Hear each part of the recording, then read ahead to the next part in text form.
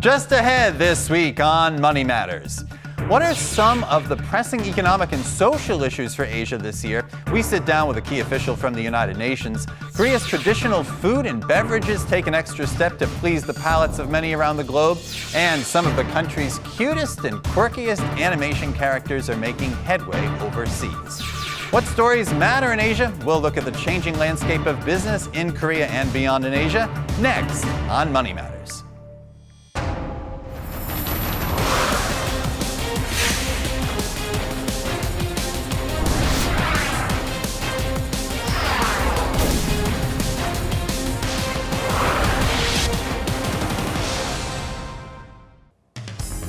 Hello everyone, I'm Hans Schattle. Thank you for joining us. Here are some of the top business headlines across Asia this week. Korea's economy could be entering a new phase of expansion with a key economic indicator approaching a 4-year high. The country's so-called composite leading indicator, tracked by the OECD, clocked in at 102 in March. That's the highest since April 2010. In a slightly different forecast, the International Monetary Fund trimmed Korea's growth outlook for the year once again to 3.1%, down 0.2 percentage points from its projection last month. The global body, while welcoming Seoul's monetary and fiscal policies to encourage spending, said growth will hinge on the government's ability to confront structural vulnerabilities. Korea and India held a major summit meeting this week aimed at strengthening economic ties. Indian Prime Minister Narendra Modi arrived in Seoul on Monday and met with President Park Geun-hye, as well as top executives from Hyundai, Samsung, and LG. Modi is reported to be seeking up to $10 billion in loans from Korean sources to fund infrastructure projects back in India. Korea's finance minister says the country has become a safe haven in the global economy. Speaking at an investors' conference here in Seoul, Finance Minister Choi Kyung-hwan said Korea has become more economically stable than in the past.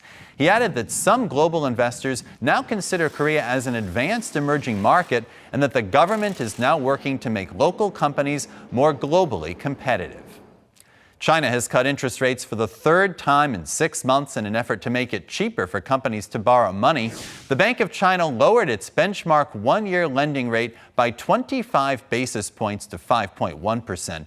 Analysts say China's economy is still headed for its slowest year in a quarter century and that another rate cut is expected later this year. And overseas investors moved money into Korean stocks and bonds for the third straight month in April. Foreigners purchased a net equivalent of $4.3 billion worth of Korean stocks in April. It's the largest inflow of overseas cash into Korean stocks since October 2013, according to the Financial Supervisory Service. The benchmark Kospi rose by more than 4% in April.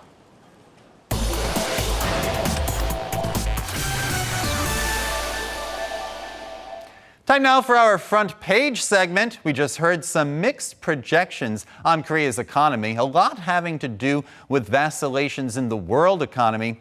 In the midst of all this, the United Nations Economic and Social Commission for Asia and the Pacific, or UNESCAP, released its annual report on the social and economic conditions across Asia. I sat down with the director of the East and Northeast Asia office, Dr. 킬라파르티 Ramakriszna, to learn more. The UN Economic and Social Commission for Asia and the Pacific works to promote cooperation and joint responses to pressing regional issues, with the East and Northeast Asia office focusing mainly on South and North Korea, Russia, Mongolia, Japan, and China. The Commission recently published its Economic and Social Survey of Asia and the Pacific, looking at the vast spread of economic and social phenomena across 34 countries, including Korea. What kinds of challenges does the region face, and what are some of the key strategies for economic growth? Right, Dr. 킬라파르티 Ramakriszna, thank you so much for setting aside time to speak with us. We really appreciate it. So let's talk about this year's Economic and Social Survey of Asia and the Pacific, this report that you're releasing. What are some of the more notable trends this year that stand out to you? Right. This year, our focus is, of course, on developing for the first time some kind of an inclusiveness index. What we try to do is to pick some 16 countries and with a number of criteria that we have identified, try to study which of these countries are doing well on the inclusiveness index and providing a way forward, for countries to know if they want to really combine the three sectors, economic, environmental, and social, in the name of attaining sustainable development, that they will be able to get there. How would you assess the situation in Korea with regard to social inclusion? Of course, the agenda of strengthening social welfare in this country, strengthening social safety nets, is much discussed. Is there anything in the report that would have some policy implications for the domestic Korean economy? In a broader sense, if you want to be true to inclusiveness, attaining inclusiveness in the country, what sorts of things that you have to do. But as you pointed out, Korea has done much better than many of the other countries. And so that's probably one of the reasons why it was not picked to be one of the 16 countries. So when you look at trends in Northeast Asia in particular, what would you highlight this year as significant? What's different in 2015 compared to previous years? There is countries in Northeast Asia, very prominent, big countries. When you think about China, Japan, Russia, South Korea, they are, of course, not insulated from the developments in the rest of the world, including in Asia Pacific. So there is an element of ups and downs with each other, the plans that they have identified for their own development and how they intend to accomplish them. Overall, we see a general trend upwards, but not as much as the countries wish to have. The growth projections for China and Korea, for example, are not as high as was the case in the past, but not too bad either. They are affected by what is going on in the Eurozone, and they are affected within the sub-region in terms of the policies that Japan has introduced. What is happening to the Chinese economy has an impact on Korea, and what Korea itself is going through has an impact in the trade with other countries. One other issue that I think would be really interesting to discuss is sustainability. And of course, you have a long-standing interest in environmental policy, especially with respect to climate change. Here we are in Northeast Asia, again, engine of the world economy, but also one of the main sources of global pollution. How to keep that issue of sustainability on the agenda when so much focus is on growth? Sometimes the concern is, of course, that sustainability still takes a back seat. How to get sustainability all the more forcefully on the agenda for this region and beyond? That's a very good question. In fact, that is the challenge for not only Korea, but for all of the countries in Asia Pacific and in the world. The United Nations is highly focused on finding answers to precisely that question.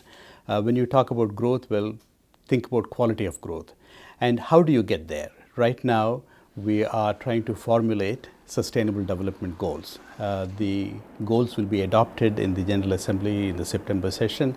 The question is, drawing precisely on the experiences that we have had so far, how do you balance the various sectors, the three pillars of sustainable development? And how do you integrate them in such a way that you are not focused on only one thing to the detriment of the other two? Northeast Asian countries, as you call them, the engines of growth in the world, have a particular responsibility in making sure that integration is possible, balancing the three pillars is doable, and we have a number of different approaches currently played out in these countries, Korea in particular, and we need to make sure that those result in the kinds of things that provide the way forward for other countries, and I think this can be done. We have a number of reports coming out on the subject. We're trying to showcase what it is that we do. So final question then, if there is perhaps one or two ideas in this new report that you hope will be a legacy item 10 to 20 years from now, what would you point to? I think the index, we need to refine that obviously, but the inclusiveness index is the way forward in terms of really understanding what are the various things that contribute to providing the opportunities for all, sustainable development for all, and then we are able to move forward in the right direction. Dr. 킬라파르티 Ramakriishna, thank you so much for sharing your insights with us. My pleasure. Thank you for being here. Thank you.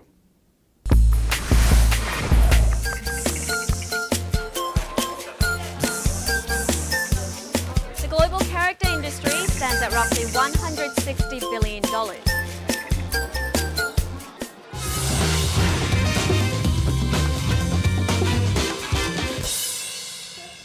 Now, spring is a busy time for the art community with the biggest art auctions of the year riding in with the flowers and warm weather. But no one could have expected the results we saw this year. For today's In Numbers, we'll be looking at some of the world's most expensive works of art and a couple of recent pieces newly added to that list. Last week in New York, the world's leading art house Christie sold more than $1 billion of art in just over 3 days. That's a new world record. And of those works, the most expensive artwork sold was Pablo Picasso's The Woman of Algiers, which sold for $179.4 million. Now, with the final swing of that gavel, it became the most expensive artwork ever sold in history. And the surprises didn't stop there. Alberto Giacometti's life-size sculpture, Man Pointing, also hit the auction stand with high expectations, and it did not disappoint as well. The masterpiece became the most expensive sculpture to ever be sold at $141.3 million. Now, both buyers chose to remain anonymous, and now the list of the world's most expensive works of art is now being led by these two masterpieces, a position that was once held by Francis Bacon's 3 Studies of Lucian Freud, which was sold in the auction by Christie's in 2013. The result of these recent sales points to a new growing trend in which the super wealthy are looking to invest in high-end art, as these masterpiece works are being seen as a lucrative source of profit in the years to come. Now, here in Korea, looking at some of the most expensive works of art, the name Park Soo-gun is undoubtedly important, as he is one of the most expensive artists here in Korea. His painting, The Washing Place, shows 6 women sitting beside a stream, a simple yet beautiful work of art which sold for 4.5 billion won or $4.2 million back in the Seoul auction in 2007. Nearly a decade later, it still holds that same title. Korea's domestic art community has been more sluggish in comparison to the global art front, but Korean art collectors are said to be making quite a presence on the scene, snatching up some of the world's most priceless works of art. That's it for today's In Numbers. I'll be sure to keep an eye out for any new trends and developments coming our way.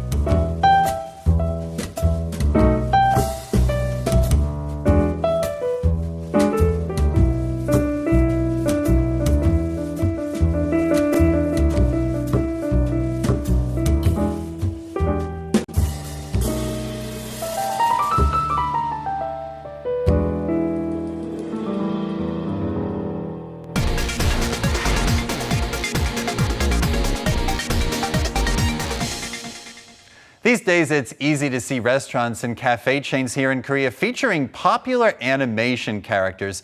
Now, some offer a small doll or toy with your purchase, while others decorate their windows and menus with big character stickers. Adults often seem to like it just as much as the little ones, and so Arirang is here now to tell us more about this industry. Hello, Arirang. Hello. And of course, a lot of these characters are homegrown. That's right.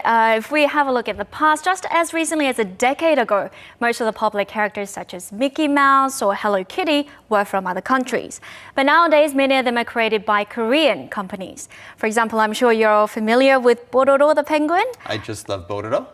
And the slapstick animation Lava. Of course. They're huge among little children. Then there are the various figures from instant messaging services that are popular with older children and adults. Now, these characters have seen huge success in Korea, and they're now tapping into the overseas market as well. So I went out to find out more about Korea's growing character industry.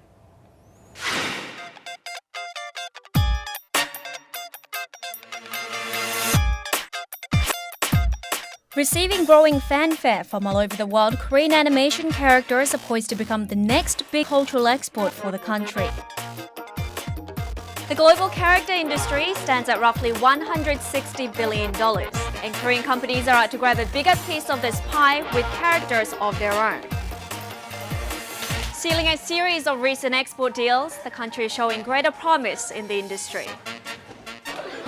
At a character goods store in Seoul's Gangnam-gu district, many here have come to buy products based on instant messaging emoticons. Also popular here are merchandise of webtoon characters. What stands out most about this store is that the majority of customers are foreign tourists. 非常可爱，然后很有一种主题的感觉。愛着が湧く顔だから。 저희가 3월에 문을 열었는데요. 오픈 첫 주말에 거의 하루에 10,000명 이상이 올 정도로 인기가 많았었습니다. 중국이나 태국, 일본 같은 아시아에서도 많이 오시고 멀리서는 남미에서도 찾아주시는 분들이 많습니다. Through animation series, cartoons and merchandise, Korean characters are building up their global presence. As a result, Korea's character exports have grown each year, reaching roughly $440 million in 2013. The slapstick animation Lava has been exported to over 100 countries, and at the International Licensing Expo held in June last year, it sealed deals worth $1 million with numerous North American companies. In the case of Robocop Polly, its animation series was broadcast nationwide in China last year through state-run CCTV. It's also being exported to 80 different countries, including France, Russia, and Japan. Then there's, of course, Pororo, considered the most successful of Korean characters. The Korea Creative Contents Agency estimated back in 2013 that the economic value derived from the Pororo franchise was around $5.3 billion. Starting as a TV series in 2003, Pororo went beyond the usual licensing of books, toys, and clothing and launched an experience center, theme park, and a 3D film. 최근 들어서 뽀로로 그 테마파크 사업이 지금 활성화되어 있는 상태고요. 그리고 기존에 있던 그 완구나 생활용품 그런 사업보다도 이제 잡화나 그리고 식음료 이쪽을 또 활성화시키고 좀 더 연령층을 다양화해가지고 그 소비자들을 공략해 나갈 그런 의도를 갖고 있습니다. But when you consider the global character market as a whole, Korea still has a long way to go. Ranked by size, the US market is by far the largest, followed by Japan. Korea comes in at a distant 18th. Japan is also home to an entire kingdom of long-loved characters. At the landmark Tokyo Tower, a one-piece theme park opened its doors this past March. I'm here at Tokyo Tower, one of the capital's most iconic landmarks. And what's attracting a lot of people here these days is this new theme park that can give you a perfect look inside Japan's animation industry. One Piece is a Japanese comic book series launched in 1997. It has since developed a huge international following, selling more than 300 million copies worldwide. The theme park centers on characters from the popular series and offers a range of related products. Back in the 1960s, Japan benchmarked America's character industry, giving birth to many time-tested characters that continue to drive the market. 日本の数々優秀な、原作といわれる作品がたくさんありますので、これをうまい形で This past February, Korea's Cultural Ministry came out with a 5-year plan to further develop the local animation and character industry. It announced plans to invest $350 million by 2019 to help the country make strides in the global market through measures of creative innovation. Despite this government support, Korea's character industry still faces many challenges ahead. The market itself is small, and most of the popular characters only target children. Further efforts are required to ensure its continued growth and the birth of the next Pororo or the next Robocop Polly. K-팝이라든가 드라마라든가 게임이라든가 뭐 라인의 뭐 이런 캐릭터들이라든가 그런 것들과 좀 더 이제 이것을 콜라보레이션을 하면서 다양한 상품, 다양한 타겟 등으로 이제 다양한 캐릭터들이 해외 시장으로 나가는 것이 필요하다고 생각하고요. Now, Korea was a relative latecomer to the game, but as you point out, things are looking more promising these days. That's right. If we have a look at the total revenue, just back in 2009, the industry generated roughly $5 billion. This grew to $8 billion last year and is forecast to reach $13 billion within the next 5 years. And given that newer methods of digital distribution through mobile and internet are developing every day, we can expect the industry to keep growing exponentially. Great, and that will bring us new, adorable characters to admire in the years to come, I suppose. That's right. Thank you very much, Mizarang. Thanks for having me.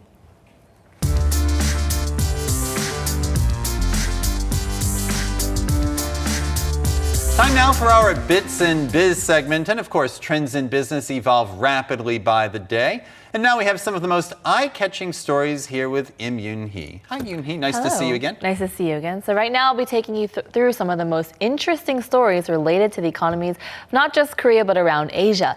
Let's start off with a story involving Korea's place in the global home shopping market.